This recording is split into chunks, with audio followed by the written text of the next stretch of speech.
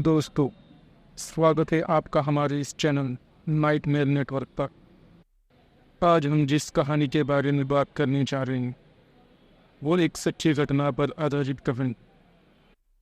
ये कहानी राजस्थान के ही एक गांव में हुई थी। जब हम भारत के राजस्थान स्टेट की बात करते हैं तो हमारे सामने सबसे पहले क्या आता है? हमारे सामने राजस्थान के वही नज़ारे आते जो राजस्थान की हिस्ट्री को दर्शाते। सबसे पहले हमारी नज़रों के सामने आता है राजस्थान का वो सबसे बड़ा रेगिस्तान, राजस्थान की हिस्टोरिकल प्लेस, राजस्थान के किले, राजस्थान के स्वादिष्ट व्यंजन। राजस्थान अपनी ऐतिहासिक घटनाओं के बारे में जाना जाता है और ऐसी कई ऐतिहासिक घटनाएं, कई सच होती है, कई झूठ होती है और कई आधा सच और आधा झूठ होता था। कई सारी ऐसे वस्तुएं होती हैं जिन्हें देखकर हमें इतिहास की घटना याद आती थी। जैसे कि हम कोई किला घूम रहे हैं तो हमें उस किले की इतिहास के बारे में सोच पड़ जाती कि इस किले का इतिहास क्या होगा। ऐसे ही अलग अलग शहरों का, अलग अलग गांव का अपना ही एक इतिहास छुपा हुआ था। उसमें से कई सच होते हैं और कई झूठ होते।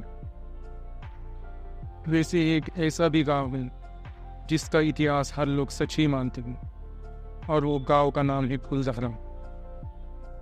जी हाँ दोस्त, आज हम जिस टॉपिक पे बात करने वाले वो टॉपिक है राजस्थान की है एक गांव कुलधारा। कुलधारा गांव राजस्थान स्टेट के जैसलमेर शहर से करीब 20 किलोमीटर दूर है। एक तरफ जैसलमेर शहर है जो बहुत ही भरा फुला रहता है। यहाँ पे हमेशा आने जाने वालों की चहल पहल रहती है और हमेशा ये शहर उसके अपने एक अनोखे इतिहास के लिए जाना जाता है। इस शहर में ट्रैवलर्स आते रहते हैं और इस शहर का आनंद उठाते रहते हैं। और वही दूसरी तरफ इस शहर से 20 किलोमीटर दूर कुलधारा गाँव जो इस शहर के विपरीत पूरी तरह से वीरान पड़ा हुआ है। इस गांव में एक भी इंसान नहीं रहता। जी हाँ दोस्तों, ये गांव पूरी तरह से वीरान पड़ा हुआ है और यहाँ पर एक भी इंसान नहीं रहता। इस गांव के वीरान होने के अपना ही एक इतिहास छुपा हुआ है। ये गांव कोई हमेशा से वीरान नहीं था। ये गांव भी एक आम गांव जैसा ही था। यहाँ पर भी हमेशा लोगों की चहल पहल रहा करती। यहाँ पर भी लोग एकता से रहा करते थे और हमेशा एक दूसरे की मदद किया करते थे। लेकिन इतिहास में इस गांव में कुछ ऐसी घटनाएं हुई जिस वजह से ये गांव एक रात में ही पूरी तरह से वीरान हो गए। ये गांव कुलधारा गांव कोई 10 या 20 सालों से वीरान नहीं पड़ा हुआ है। ये करीब 300 साल से अब तक वीरान पड़ा हुआ है और शायद आगे भी वीरान ही रहेंगे। इसमें कई लोगों ने आके बसने की कोशिश की लेकिन कोई भी यहाँ पे अपनी बस्ती बसा नहीं सका क्योंकि इसके पीछे अपना ही एक राज छुपा हुआ है। उसी राज के बारे में हम लोग जानेंगे। कुलधारा गांव 13वीं शताब्दी में बसा हुआ था और इस गांव की नींव एक ब्राह्मण ने रखी थी और ये ब्राह्मण पालीवाल जाति के थे। तो इस गांव में भी पालीवाल ब्राह्मण के लोग ही ज़्यादा रहा करते थे। बाकी दूसरी जाति के भी लोग यहाँ पर रहा करते थे लेकिन पालीवाल ब्राह्मण की संख्या बहुत ज़्यादा थी। कुलधारा गांव के आसपास करीब 85 गांव रहा करते थे और इस गांव में 600 लोग अपनी ज़िंदगी गुजार रहे थे।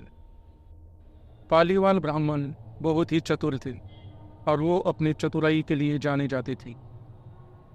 कई सारे साइंटिस्टों ने जाके कुलधारा गांव में भी रिसर्च की और उन ब्राह्मणों ने जो मिट्टी के घर बनाए थे उन मिट्टी के घरों की जांच करके उन साइंटिस्ट को ये पता चला है कि उस वक्त के ब्राह्मण सच में बहुत ही चतुर थे। क्योंकि उन लोगों ने मिट्टी के घर ऐसे बनाए हुए थे कि अगर बारिश आए तो उसका पानी कभी घर में नहीं गिरता था। उन्होंने अपने दिमाग से एक ऐसा सिस्टम लगाया था कि वो पानी अपने आप ही अंदर ही पूरी तरह से मुरझाया जाया करता था। इस कारण से हम उन ब्राह्मणों की चतुराई का अंदाज लगा सकते हैं। पालीवाल ब्राह्मणों का मेन व्यापार मिट्टियों का था, मतलब कि वो मिट्टी के बर्तन, मिट्टी के खिलौने बेचा करते थे और उससे आमदनी हासिल कर कर अपनी ज़िंदगी गुजारा करते थे। उस वक्त पालीवाल ब्राह्मण बहुत ही अमीर हुआ करते थे और ये ब्राह्मण हंसी खुशी अपनी ज़िंदगी गुजार रहे थे। लेकिन किसे पता था कि इन लोगों पर एक ऐसी मुसीबत आने वाली है जो इनकी ज़िंदगी पूरी तरह से बदल देंगी। और वो सबसे बड़ी मुसीबत का नाम था सालम सिंह।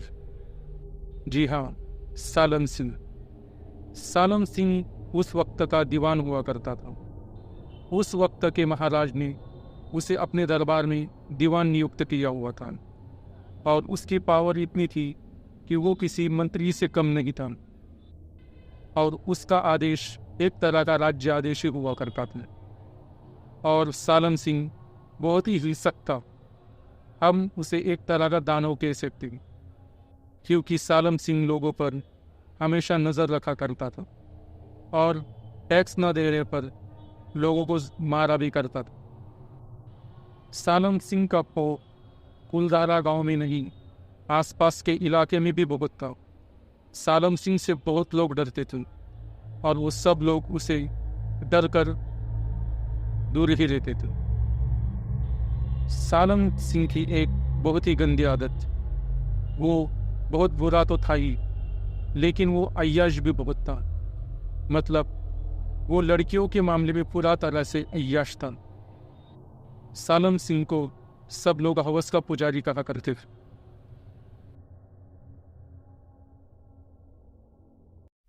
दोस्तों, मैं आगे बढ़ने से पहले आप लोगों से कुछ कहना चाहता हूँ। मैं आप लोगों के लिए ही वीडियो बनाता हूँ, तो प्लीज़ वीडियो को लाइक और चैनल को सब्सक्राइब ज़रूर करें। आप लोगों का एक लाइक और एक सब्सक्राइब मेरे लिए मोटिवेशन है। अगर आप लोग ऐसी वीडियो को लाइक और सब्सक्राइब करेंगे तो मैं आपके लिए ऐसी वीडियो लाता रहूँगा। तो प्लीज़ वीडियो को लाइक और चैनल को सब्सक्राइब ज़रूर करें। तो बढ़ते हैं हम हमारी कहानी की ओर। और सालम सिंह के अय्याशी के चर्चे दूर दूर तक थी, तो इसीलिए सबको पता था कि सालम सिंह कितना जालिम और औरतों के मामले में कितना ही उसकी सोच खराब। इसीलिए सालम सिंह के आने पर सब अपनी औरतों को अपने घर में ही छुपा कर रखते थे। एक दिन सालम सिंह ऐसे ही अपनी रेगुलर रूटीन के हिसाब से कुलधारा गांव में चेकिंग करने गया हुआ था। जब वो कुलधारा गांव को देख रहा था तो उसी वक्त उसकी नज़र एक लड़की पर पड़ी जो बहुत ही खूबसूरत थी। और उसी वक्त सालम सिंह अपनी निगाह उस लड़की से हटा नहीं पा रहा हूँ और सालम सिंह ने उसी वक्त वहाँ पर ये आदेश दे दिया कि वो उस लड़की से शादी करना चाहता है। और उसकी ये बात सुनकर वहाँ पर जितने भी ब्राह्मण उस वक्त मौजूद थे उन्होंने सालम सिंह के इस आदेश पर विरोध दर्शाया। लेकिन ये विरोध कब तक रहता, क्योंकि सालम सिंह पूरी तरह से जालिम था और उसने अपनी इसी जालिम हरकतों की वजह से उस विरोध को भी दूर कर दिया और वो वहाँ से चला गया। और उसने अपने एक सिपाही से आदेश भिजवा दिया कि ब्राह्मण अपनी उस लड़की को कल सुबह ही दीवान सालम सिंह के पास भेजे। अगर कुलधारा गांव के लोगों ने ऐसा नहीं किया तो सालम सिंह उनका लगान 2 गुना कर देंगे और उनसे लगान पूरा ही वसूल करेंगे। उनके ऊपर कोई भी रहमदिली नहीं हासिल हुई। ये आदेश सुनाकर वो सैनिक वहाँ से चला गया। सालम सिंह को लगा था कि उसके ये आदेश की वजह से और लगान 2 गुना करने की वजह से ये लोग अपनी उस लड़की को उसके पास भेज दिए। लेकिन सालम सिंह को ये नहीं पता था कि कुलधारा गांव के ब्राह्मण बहुत ही एकता से रहते थे और हमेशा एक दूसरे की मदद किया करते थे। उन्होंने अपनी उस लड़की हिफाजत करने के लिए सालम सिंह का 2 गुना लगान भी मान लिया और उसे 2 गुना लगान भी देने लगे, क्योंकि पालीवाल ब्राह्मण बहुत ही चतुर थे और उनके व्यापार में बहुत ही हाथ बटा हुआ था और अमीर और बहुत ही संपत्ति से अमीर होने के कारण वो आसानी से सालम सिंह का लगान भी दे पा रही थी।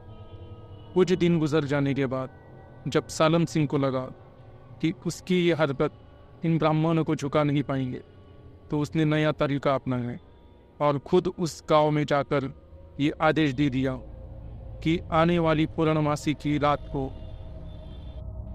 उन लोगों का आखिरी दिन होगा। आने वाली पूर्णमासी की रात जाने के बाद अगर अगले दिन उस लड़की का विवाह सालम सिंह के साथ ना हुआ तो वो पूरे ब्राह्मणों को मार देंगे। और ये आदेश सुनाकर सालम सिंह वहाँ से चला गया। लेकिन वे लोग टस से मस नहीं हुए।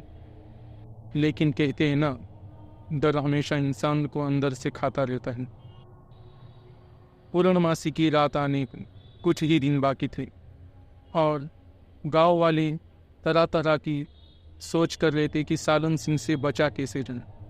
लेकिन सबको पता था सालम सिंह बहुत ही जालिम है और उसने जो कहा है वो करके ही रहना।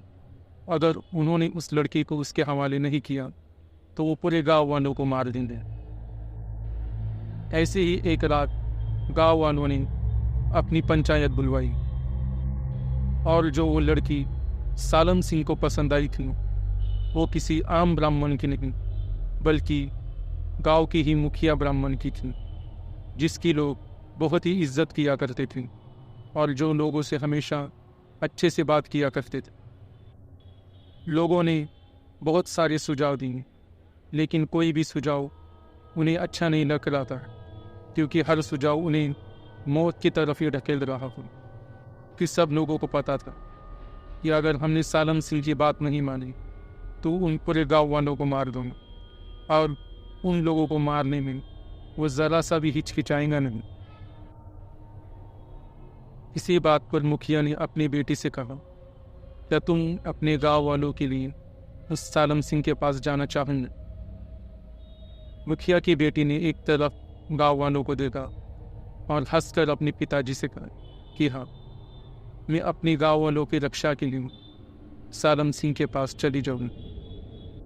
मुखिया की बेटी की ये बात सुनकर गांव वाले जोर जोर से चिल्लाने लगे और इस बात का पूरी तरह से उन लोगों ने विरोध कर दिया और उन्होंने कहा कि हम हमारी बेटियों को उस जालिम सालम सिंह के पास कभी नहीं भेजेंगे, चाहे हमें अपनी जान भी क्यों ना देनी पड़े। और उन गाँव वालों की बात सुनकर मुखिया का दिल भर आया और उसकी आंखों से आंसू जारी हो चुके थे, क्योंकि वो शब्द ही ऐसे पे। गाँव वालों ने उन्हें यही सुझाव दिया कि अगर हम अपनी बेटी को ऐसे ही उस सालम सिंह के पास भेजेंगे तो वो और ऐसी गंदी हरकतों की वजह से हम पर ऐसे ही कुछ न कुछ नए आदेश डालता रहेगा और हमें अपने सामने झुकाता रहेंगे। हम उसके सामने कभी नहीं झुकेंगे। और जिसे मैंने पहले ही कहा था, वो हमेशा एकता में ही रहते थे। इस बात पर सभी गाँव वालों ने सहमति भी जता दी। गाँव वालों की इन बातों को सुनकर मुखिया में भी जोश भर आ चुका था। उन्होंने हिम्मत करके कहा, हम उस सालम सिंह के आदेश की तरफ कभी नहीं झुकेंगे। हमें इस गांव की ज़रूरत नहीं, इस गांव को हमारी ज़रूरत है।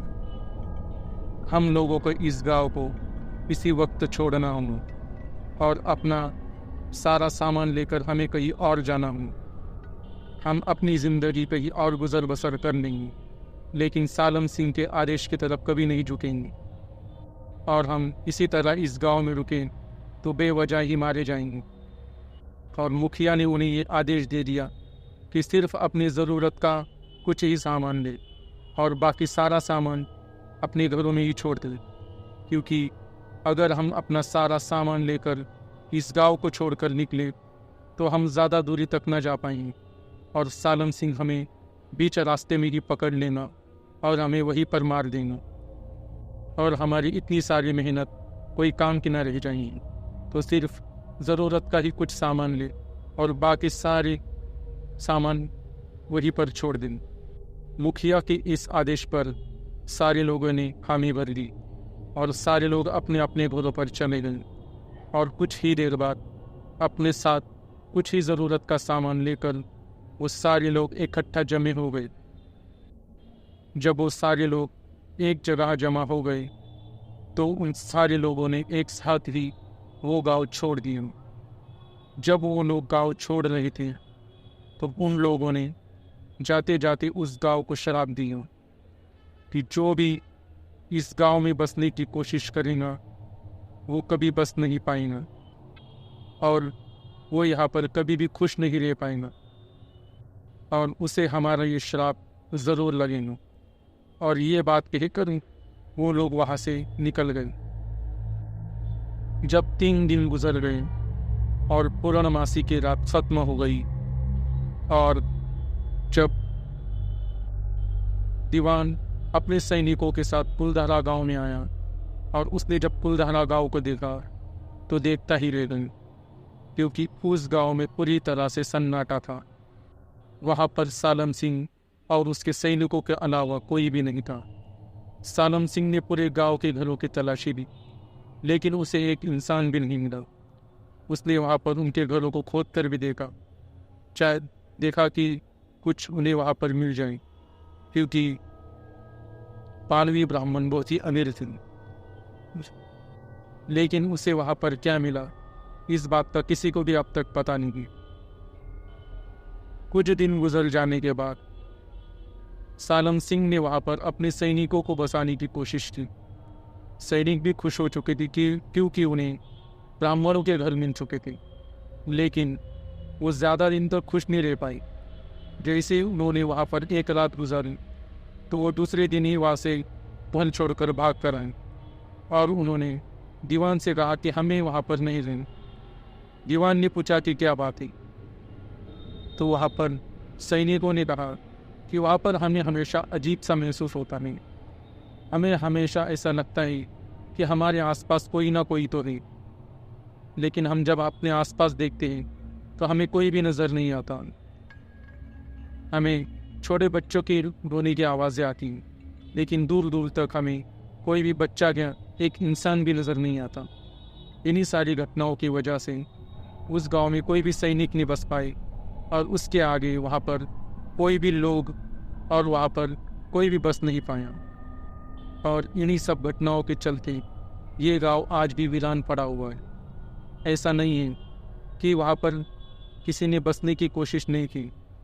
आज भी यहाँ से कई लोग वहाँ पे बसने की कोशिश करते हैं, लेकिन जैसा उन सैनिकों के साथ हुआ था वही घटना उन लोगों के साथ भी हुई थी। कई लोगों का कहना है कि उन्हें वहाँ पर अजीब अजीब सी आवाज़ें आती हैं, बच्चे के रोने की आवाज़ें आती हैं और उन्हें अपने आसपास किसी होने का आभास होता है, लेकिन देखने पर उन्हें आसपास कोई भी नहीं दिखता। कोई बच्चे के रोने की आवाज़ भी उन्हें समझ नहीं आती कि कहाँ से आ रही, और वो वहाँ से भाग कर आते। और ऐसे ही 2013 में वहाँ पर विदेशों से आई हुई पैरानॉर्मल एक्टिविटी वाले वहाँ पर गए हुए थे और उन्होंने वहाँ पर एक रात गुजारी। और जैसे ही वो लोग वहाँ से आए थे और उन्होंने ये कह दिया कि यहाँ पर ज़रूर कुछ अजीब सी शक्तियाँ हैं, क्योंकि उन्हें भी रात में वहाँ पर रोने की आवाज़ें आती थी और अपने आसपास किसी का होने का एहसास उन्हें हमेशा महसूस होता था। इसीलिए कुलधारा गाँव भी आज वीरान पड़ा हुआ। यहाँ पर दिन में तो लोग घूमने के लिए देखने के लिए चले तो जाते हैं, लेकिन शाम के बाद किसी की हिम्मत भी नहीं होती कि इस गांव में रुक सके और अपनी हिम्मत दिखा सके। लेकिन कोई हिम्मती लोग होते हैं जो जाते हैं, कोई बच के आते हैं और किसी का हाल तो इतना बुरा होता है कि वो दोबारा कभी जाने की हिम्मत भी नहीं कर सकता। इन्हीं सारी घटनाओं की वजह से ये गांव अब भी वीरान पड़ा हुआ है। और पता नहीं शायद आगे भी वीरान ही रहे। हमारी ये कहानी यहाँ पर एंड होती। आने वाली कहानियों के लिए बने रहिए हमारी इस चैनल नाइटमेयर नेटवर्क पर।